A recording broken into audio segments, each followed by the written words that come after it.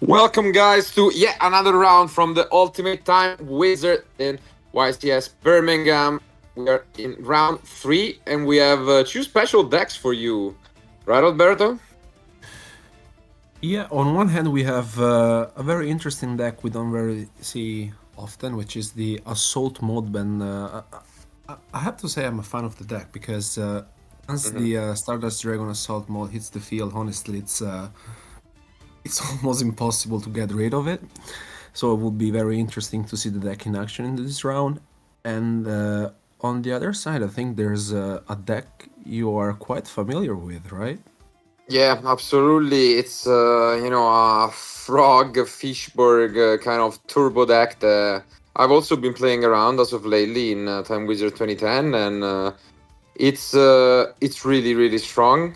It's not the easiest to pilot because you're gonna have a lot of plays right away, and yeah, as you can see here, you have so many spells. Essentially, the only trap card you usually play in the main deck is Reckless Greed, and this is the case for our duelist today as well.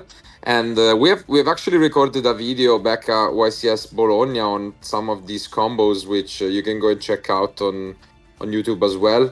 But the goal of the deck is that you can easily go for Colossal Armory Arm, Colossal Fighter plus Armory Arm to go for just winning in one turn if your opponent has a 1900 or more on the field. But you can also get into more of a control kind of gameplay, which will be the case for this turn one, I believe, where you just summon dupe frogs and yeah, call it a day. But on the other hand, as you've mentioned, for anyone too unfamiliar, so the key card of the deck is Assault Mode Activate, which essentially it was a very interesting concept in Yu-Gi-Oh, where you would summon some of the more iconic synchro monsters in the game. In this case, Stardust Dragon. And then the drop card allows you to tribute them and special summon an upgraded version, in this case, Stardust Dragon Assault Mode, from deck, which, as you've mentioned, can be, quite the threatening boss monster, let's say. Yeah, also what I really liked about the deck is, the Stardust Dragon Assault mode has 3000 attack and Mhm. also has a very peculiar effect, which you can tribute it and to negate basically the activation of spell trap or monster's effect. And if you do that, basically you get to special summon the card from the graveyard during the end phase. So it's quite annoying. And on the other side, though, why do you think now Frog has adjusted to the format currently? And do you usually prefer to go this line, like having the substitute plus the dupe frog, or usually go for double dupe frog on first turn? Yeah, I wasn't the biggest fan maybe of this opening right here, because even the pot of avarice, it's something that in this deck you would like to keep once you go into the combos, not really using it as he did for a plus one, kind of like a pot of greed.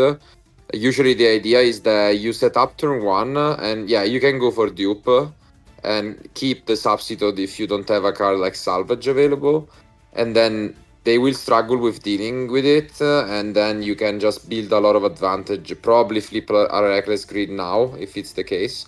But yeah, quite unfortunate opening on the other end. Only a set monster. Wow. Because the the thing is, how do you deal with the deck when you don't have access to a Fishbowl Blaster, which I feel like it's I think the main tool of the deck, right? To Yeah. synchro summon monsters and basically get your combo started. Because yeah, here as we can see, I think with the substitute, of course, you can get advantage and having also two tokens from Dandelion. But at the end of the day, of course, you don't really know what you're up against. But so how do you feel like in general with like if you don't have Fishbowl Blaster on turn one, you still feel confident enough having Dupe Frog and the substitute because of Yeah. course they're very annoying to deal with, no? Essentially, you have two different modes, which is you can try to thin your deck as much as possible and then draw into the Fishburg. But also a key card of the deck is flip flop frog. Essentially, if you set up once you have the dupes and flip flop, something cool that you can do is you pretty much they cannot attack you. Then you just flip the flip flock, so you bounce any monsters they have. And with frogs alone, as you can see here, you can still push and pretty much win in 2 turns, because just with frogs alone, you can do either 77 or 79 100 damages by summoning triple death, and then either swap or Balesy frog if you play it. And so you don't necessarily need to get into the Fishburgs to win. You have another mode. And yeah, this is gonna be the case. This flip flop frog is so annoying. And yeah, as you mentioned, I think also from his opponent there was quite of an unfortunate start because he drew the one of the Spangilman. Mm-mm. At the same time, yeah, I mean, let's see if he will even reveal what deck he's playing. Because at the moment, you're probably thinking maybe you're up against Diva Hero. I mean, even then, it's kind of weird that they didn't set any spell and trap. No, especially with an opera like this, if you really feel like you can't beat this, which Mhm. it's quite scary, you may consider going into game 2 without spoiling anything, but maybe, okay, we have the fossil Oof. deck. Yeah, we're gonna have a read because this card, I can tell you that much, is not popular in Time Wizard 2010. And yeah, we have a couple interesting targets here. One of them will be the Gilasaurus. In this case, it doesn't really have a drawback. You can special summon it, and your opponent special summon one from grave. But in this case, obviously, they don't have space for something else, so it's just a level 3 extender. And yeah, this will be the case. Ooh, and we summon Diva, which can threaten a Black Rose Dragon by just going into a level 5 synchro and then Black Rose. Yeah, this is actually good to come back into this game, because, Yeah. I mean, as you mentioned, most of the frog deck players don't really play real trap card, let's say, so maybe that card could be a Yeah. reckless grip. I can confirm that we have 0 outs to this Black Rose at the moment. It's going to resolve it if that's what we want to go for. Also, we didn't use Reckless Greed last turn, which was a little weird given that we have Treeborn setup. So maybe it's just a Mystical Space Typhoon, but let's see.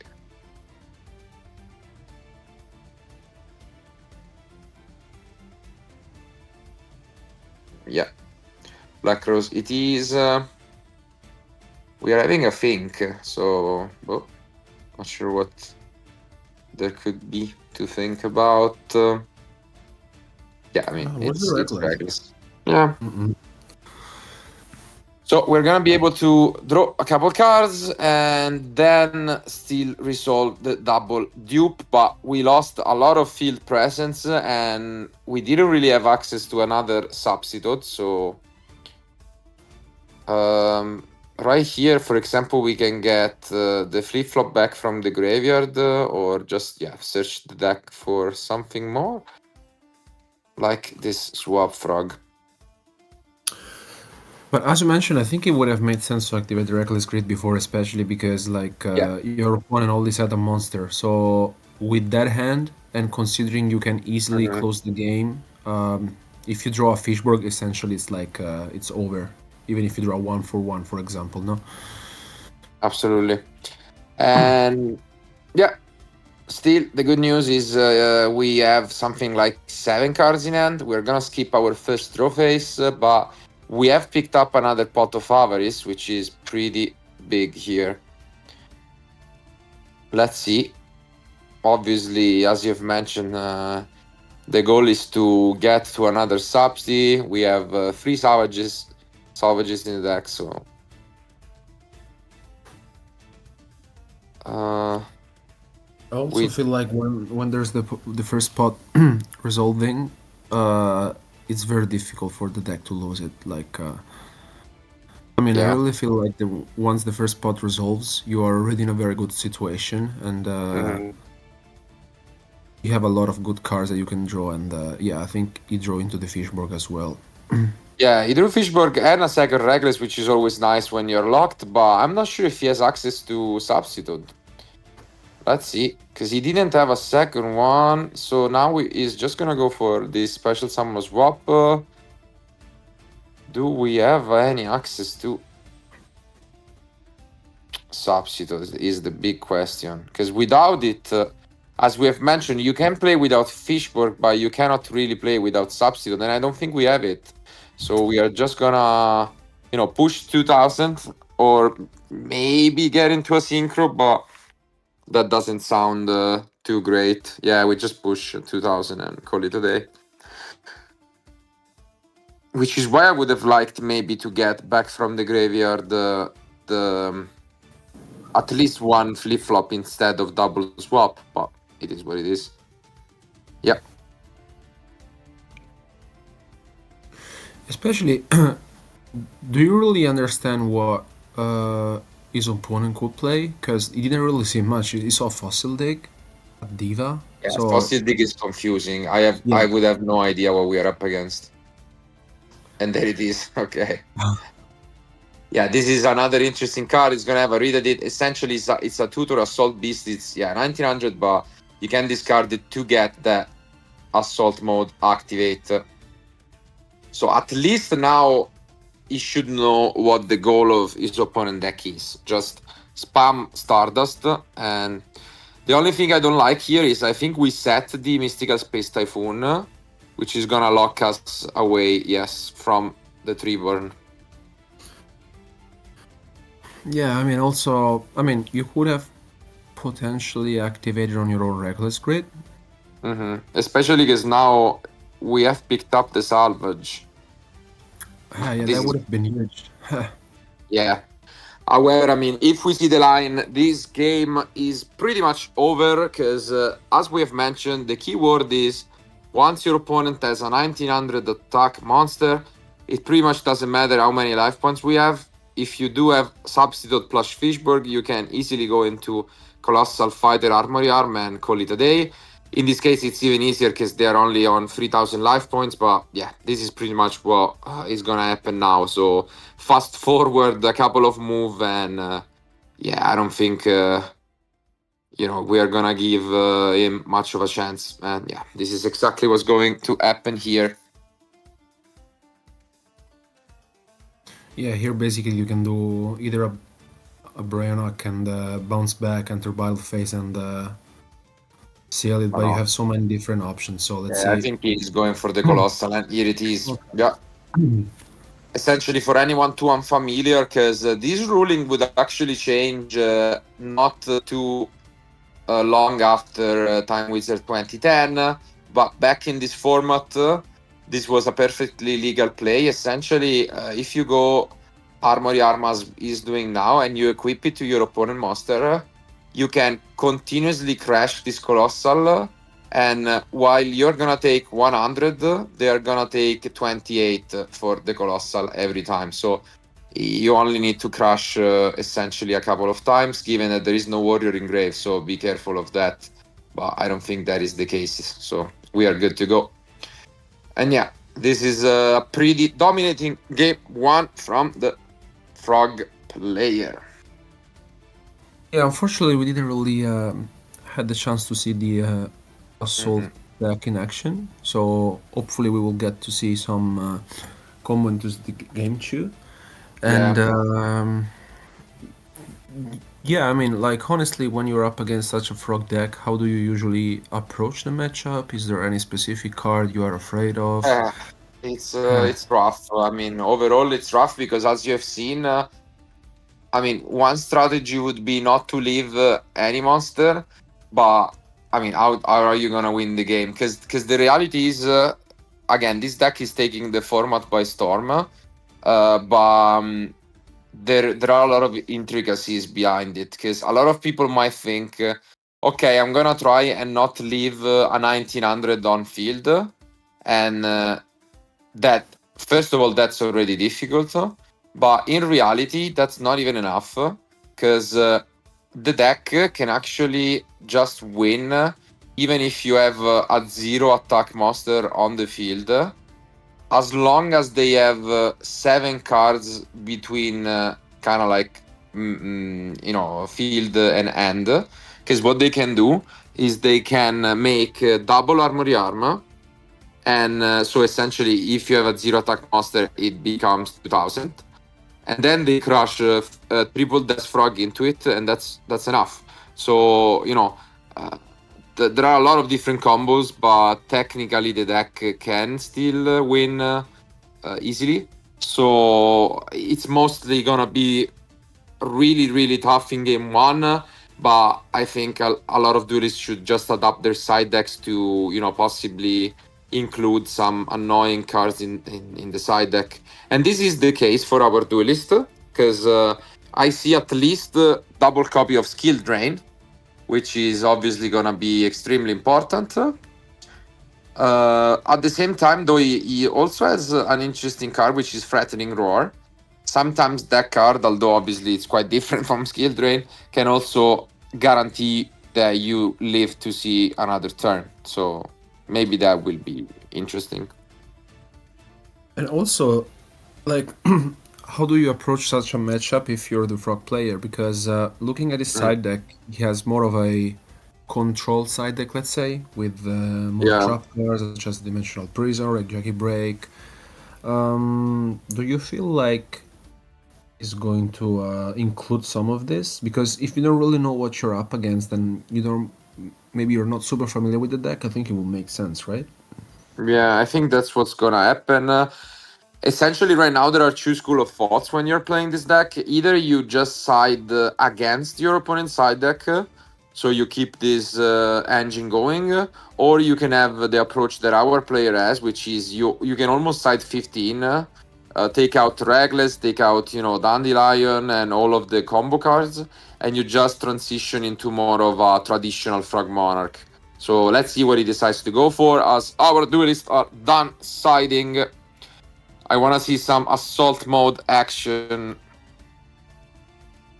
And we have multiple ways to actually go and summon Stardust turn 1. So let's see if we do.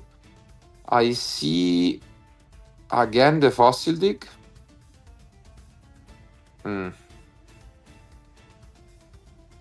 Okay, this time around we switch things around. This is a tutor for a field spell, which is Jurassic World. We can discard it and get it. And yeah, this is going to be the case. So, although Jurassic World is not really, the most impressive field spell, it is there because we are using a Gear Town engine to just, easily get a level 6 to make Stardust. And And he yeah, this has it. is, yeah, he does have it. I think he has the combo. Because I see a key card of the deck, which is the level 2 Arcane Apprentice. And yeah, this does it. So essentially, it's a level 2 tuner. I think when you synchro summon, you can then add assault mode. It's something along those lines. I will check for you guys, but I think that is the case. Yes, it is exactly the case. So we're gonna go for the turn 1 Stardust assault mode. Nice. Which I really feel like against such a deck where if you don't have an extender such as 1-for-1, if you like activate the Stardust Dragon Assault mode on the Swap Frog or on the Substitute, Yeah. you're in trouble. Yeah, I don't know if you have a out actually. Like Yeah. it's most likely not gonna be the case. But I mean, for many decks, it's really rough. The main card, which is actually getting popular because of the Frog deck, is Diddy Crow. So essentially, what you can do is you bait out the negation and then you use Diddy Crow on the assault mode, and that's a really good way of dealing with it. But outside of that, I cannot think of an efficient way of just getting the card out. The only other way would be something along the line of you bait out the negation and then you go either Royal Oppression or Fossil Dyna, but this is never going to be the case for a Frog deck. And here it is. Yes. The boss has arrived.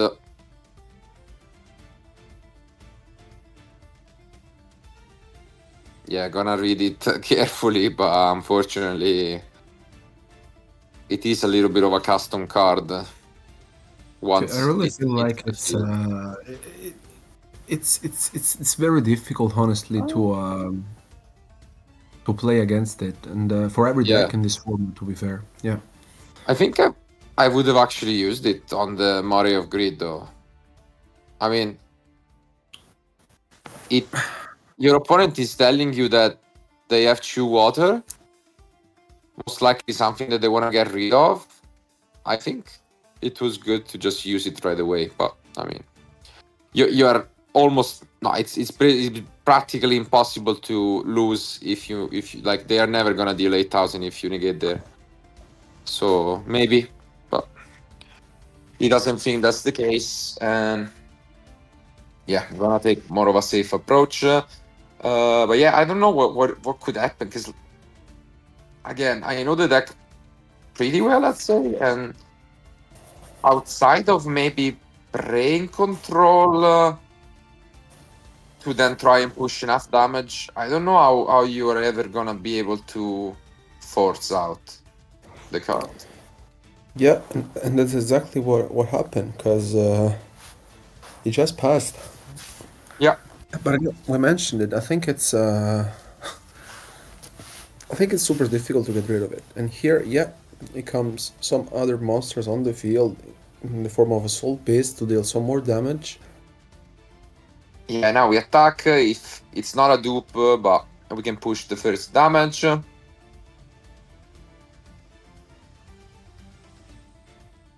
But yeah, I mean it's rough. I think we really need that brain control. We pick up a Mirror Force, which doesn't really do much. So, but it can be useful because, like, the only other way I'm thinking is that you can try to stall the game by setting up a dupe lock. But in order to set up the dupe lock, you need to survive, and yeah, this is not gonna be the case. So we activate a substitute, and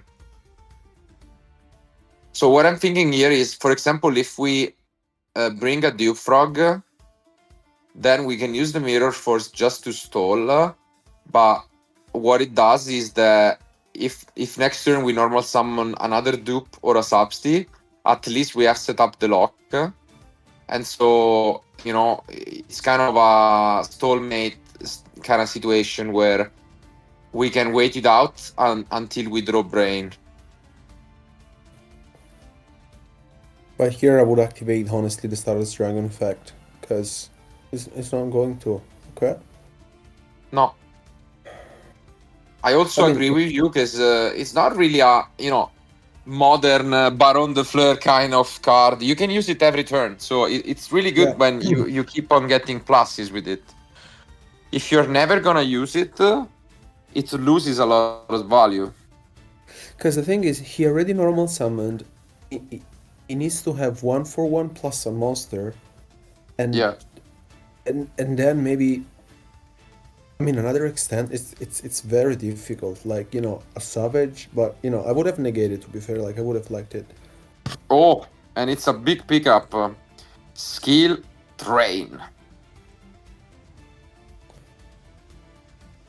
Yeah, this doesn't do anything. We just like it was good if we add a monster, but like this, not really. And the skill drain is huge because just like Stardust, tributing is cost. Okay, in this case, yeah, we are gonna be able to resolve it before Stardust is back, so this is alright. But otherwise, I think it would have been game over on the spot because you can still use the Stardust and it is going to resolve. And yeah, now we are kind of gonna just stall, try to survive as long as possible, but not too sure. Yeah. We pick up one of those cards from the side deck. Is going to be the Caius. In this case, really bad against the Stardust Sun mode.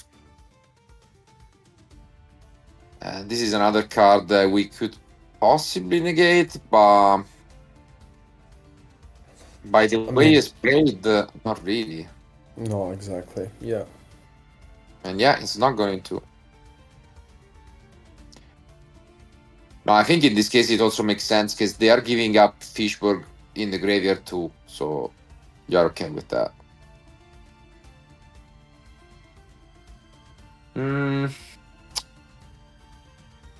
I guess. What can you do? You could have normal summon Death, crash into the 1900, bring back Fishburg to just stall, and but yeah, it's not pretty.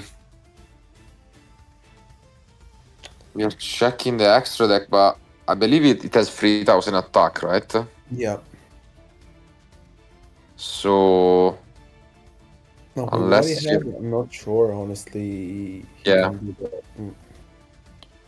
because we don't even play Red Dragon Archifiend, so it's not like we can suddenly make up a way to summon it. So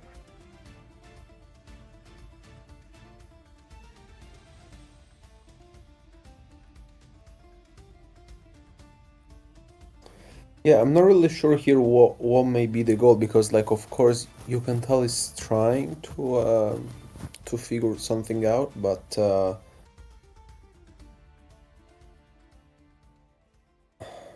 mean, again, here, okay, here is going to negate the substitute, which I think makes sense.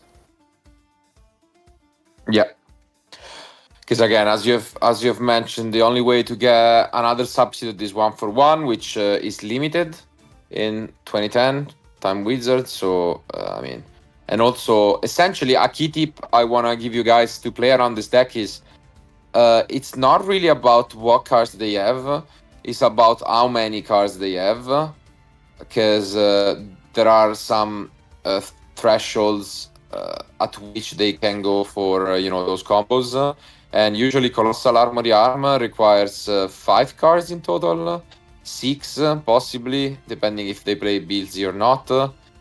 And so in this case, when they are down to not that many cards, you are usually good to go, because other combos require even up to 7 cards. So yeah, you're pretty safe.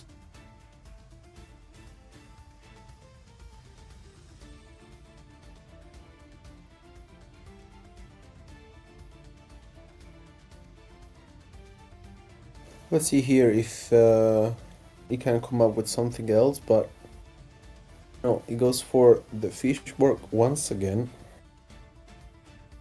Yeah, but I don't really see much. He has a Death Frog, a Substi, and I don't know the last card. Is it the Caius from before? Probably. Yeah, it's the Caius, yeah. Yeah, it's the ultimate Caius. But we have already summoned, so if he wants, he can crush by essentially using the additional summon.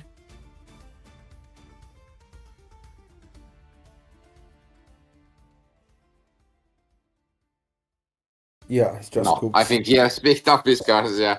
I mean, a fair attempt, but at the end of the day, this Stardust Dragon Assault mode was just too much to handle. And now, yeah, it's gonna rethink a little bit about his strategy. I think Kaiku could be decent, but like the way that his opponent is playing extremely conservatively makes it less likely. Because, like, for example, if he would have negated a spell, then you can normal summon the Kaiku, attack, and then banish the assault mod from grave. But I mean, he has never activated it unless his opponent already normal summoned, which makes this a little bit more complicated. Yeah, I mean, the Regeki Break, I think it's good, because at least, he can prevent his opponent to Synchro Summon. Yeah, for sure. But,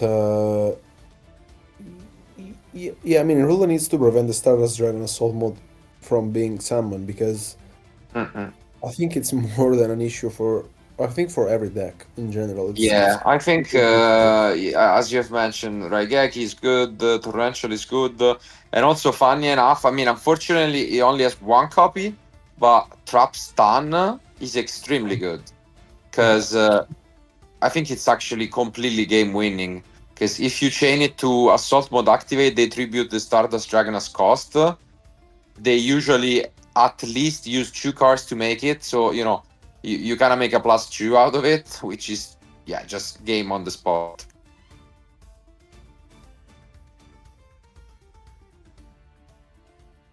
On the other hand, yeah, not much to be said. I think. I mean, it's pretty much just a Stardust Dragon turbo deck. So Yeah, I mean, he has the Brain Control and the Soul Taker in the side deck. Then, going second, I mhm. think, makes sense to use.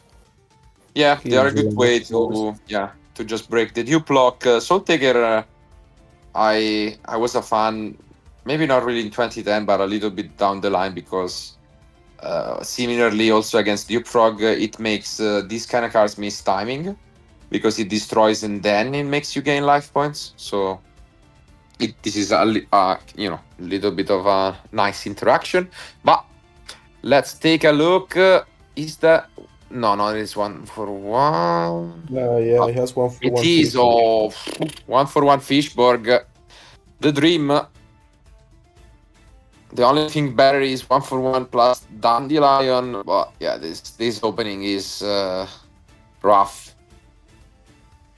Essentially, you can turn any card in hand into a frog, and he already has Pot of Avarice. So yeah, this opening is insane. You can just get the dupe block plus flip flop and set up a possible just 8,000 life point damage the next turn. Yeah, I mean, you can't ask for more, honestly. I mean, one for one, it's, I think, the best extender so far of the deck. And with a hand like this, yeah, I mean, also with the Pot of Avarice in turn one, honestly,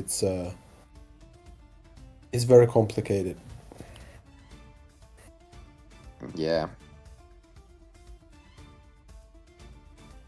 I'm surprised there is still Unifrog in deck, to be fair. I thought that was an easy side out. But wow, we're actually just completely turboing through all of our frogs. Interesting.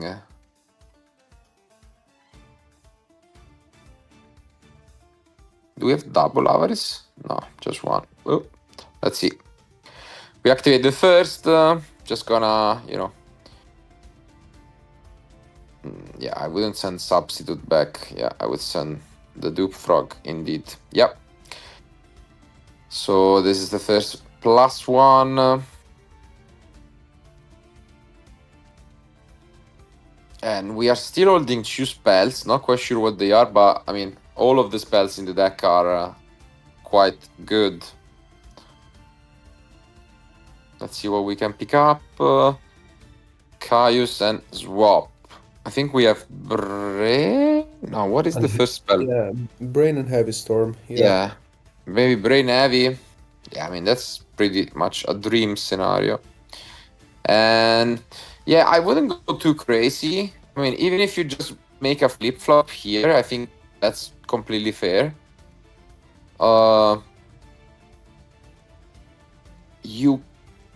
Yeah, I think so. You can just send more frogs as he's doing if you really want to, but I mean, overall you also want to keep a good amount of frogs back in deck. Yeah, this uni can go, but I would just go flip flop and pass. And yeah, seems like this might be what he wants to go for as well. And I mean, yeah, you have Heavy Storm, Brain, Caius, so pretty much a dream scenario. And yeah, this is in fact the opening. Let's see if we can find a way to make again this Stardust assault mode.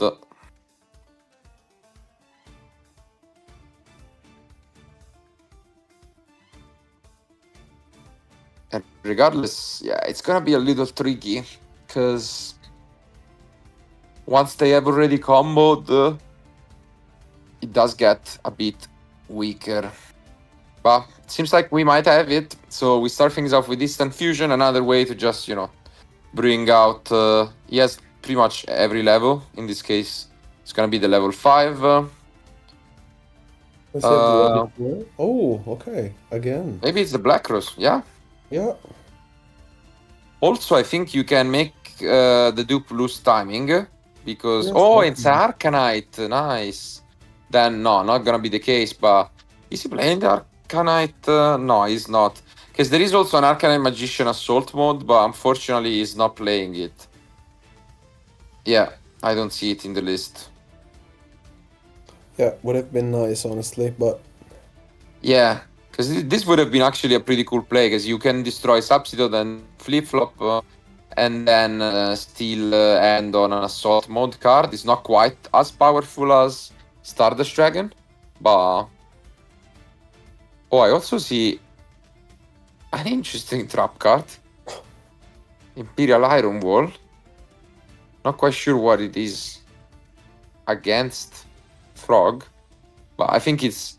In general, it's a good pair with the Stardust, because we have mentioned that Kaiku and Didi Crow are solutions, so maybe that's what he's thinking.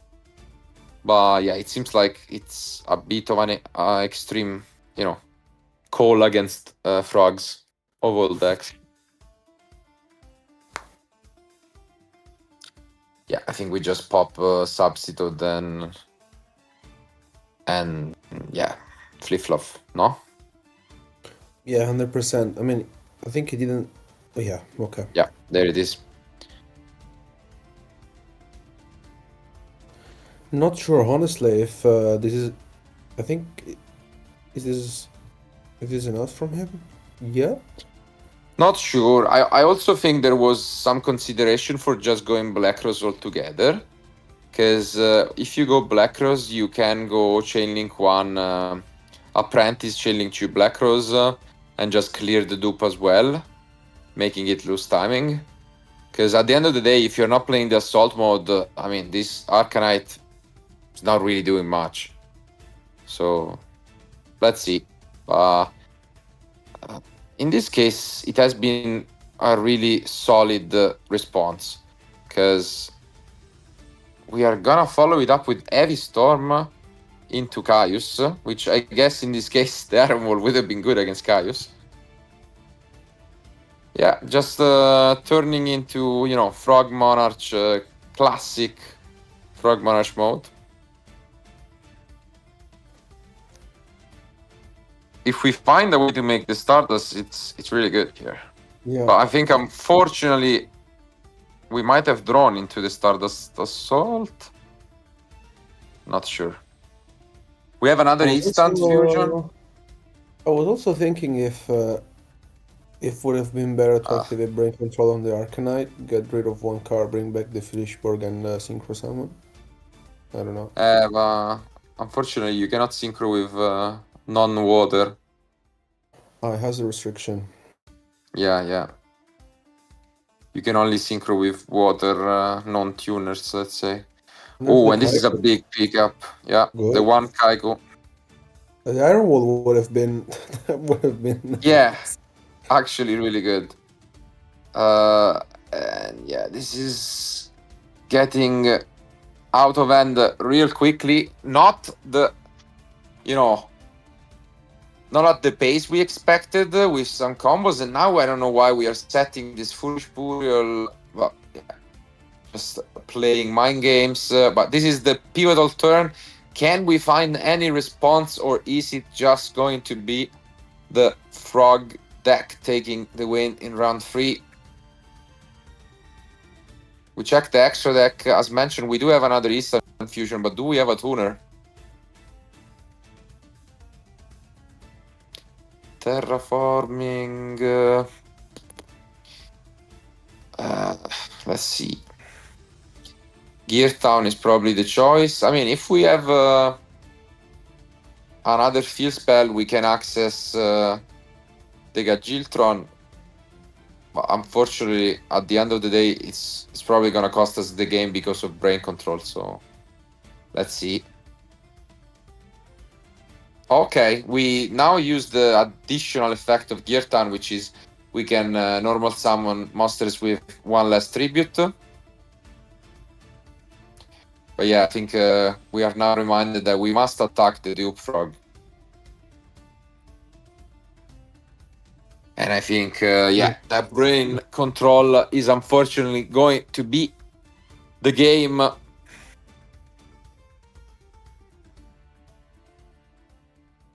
And here you see, a little bit of the versatility of this deck that is winning a lot of tournaments as of lately. And yeah, we just brain control there. It's an easy game. You don't even have to fear Gords as the field spell is still on the field. But it doesn't seem like he's gonna do it right away.